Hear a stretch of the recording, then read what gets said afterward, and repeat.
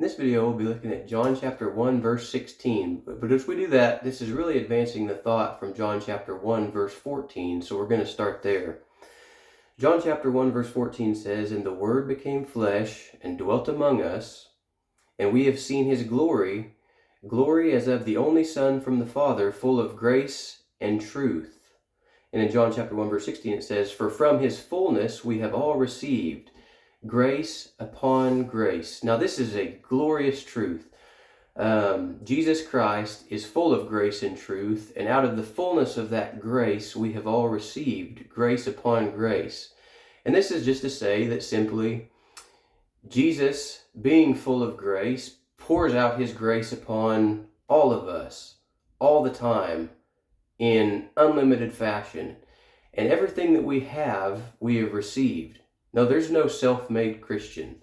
There's no Christian who's done everything by the power of their own two hands. That as much as we would like to appeal to the effort of our flesh to accomplish the things that have been accomplished in us, we need to consider this. 1 Corinthians chapter 4, verse 7, the second half of that starts with, "What do you have that you did not receive? If then you received it, why do you boast as if you did not receive it?" How many things in our lives can we look at that are positive, good things and see that we try to take credit for those things ourselves as the ultimate source of those things? We earned it. We worked for it.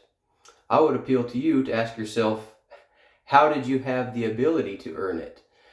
Who gave you the strength to work for it? It all goes back to the Lord and his grace. And then oftentimes I think we give ourselves more of the credit even in those terms than we should. Everything that we have received, every good thing in our life, is a good and perfect gift that comes down from above, from the Father of lights, with whom there is no variableness or shadow of turning, as James says.